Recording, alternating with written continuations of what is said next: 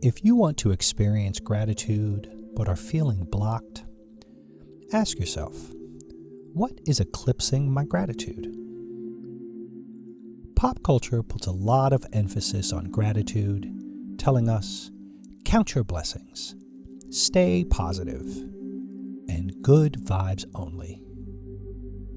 But it can be really hard to be grateful when we are full to the brim with anger, frustration, hopelessness, or grief. Instead of trying to force gratitude, which often does not work, this meditation allows the experience of not being grateful, of being upset, sad, lost, or in despair, before finding the space to be grateful. So how do we do this? What does it mean to make space for a feeling? Psychologist and biophysicist Dr. Peter Levine studied how animals release trauma. After they have been under threat, animals recover by allowing their bodies to shake, because emotions live in our bodies. As much as they might feel like fleeting things we cannot grasp or understand, our emotions are actually physical and chemical manifestations of our thoughts, which our bodies are trying to process. If you want to experience gratitude but are feeling blocked, ask yourself, what is eclipsing my gratitude? What is stopping me from feeling more grateful? Try to keep your answers to feelings, such as, I'm feeling frustrated, rather than stories, such as, I am mad at my sister because she won't return my texts.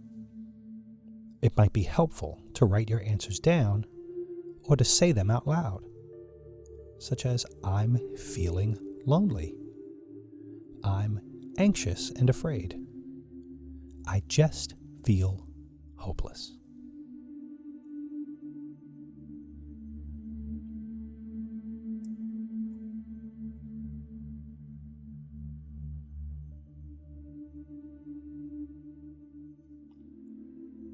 Once you feel that you have listed out the range of difficult emotions that you're feeling, choose one and explore your body to see where you are experiencing it. Emotions often dwell in our chests, in our throat area, or our stomach. It may feel like a tightening or a fluttering, and it might feel like there is a brick or a rock sitting on these areas. The idea is not to blast through these feelings, but to simply notice and experience it the way we would a work of art in a gallery.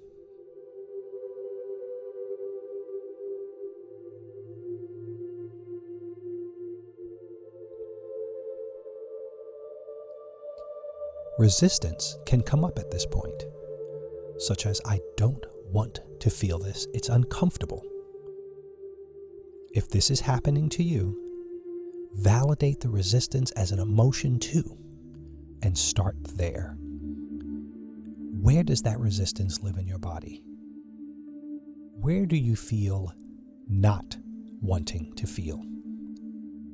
Observe your emotion and its accompanying sensations as you would looking at a piece of art in a museum, with curiosity, not trying to change it. Does the emotion feel like it has a texture or a color? If the temptation to jump into the story comes up, that's okay.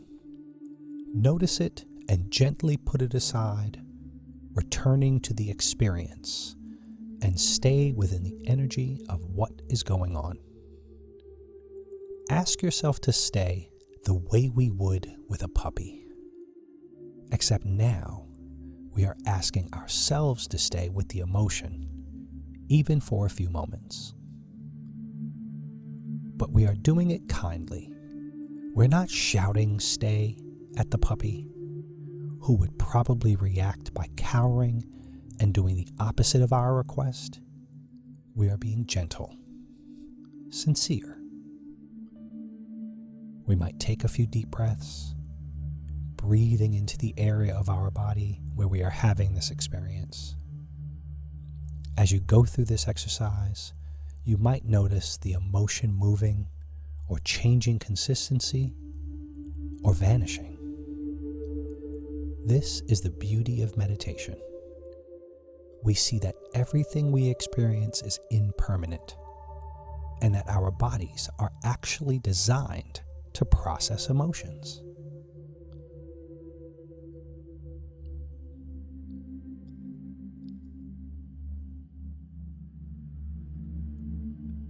Once you have stayed with your more difficult emotions for as long as you feel called to, you might notice if a tiny space opens up for some gratitude to come in, which might simply be, I am grateful to have the time to sit quietly.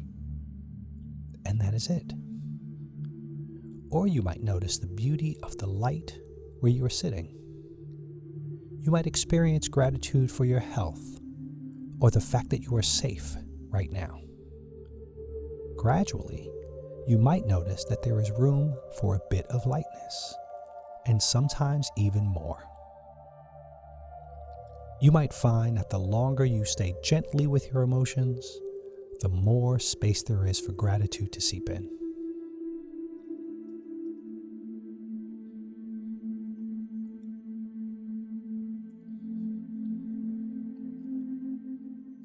It might not happen the first time you do this meditation, or the fifth.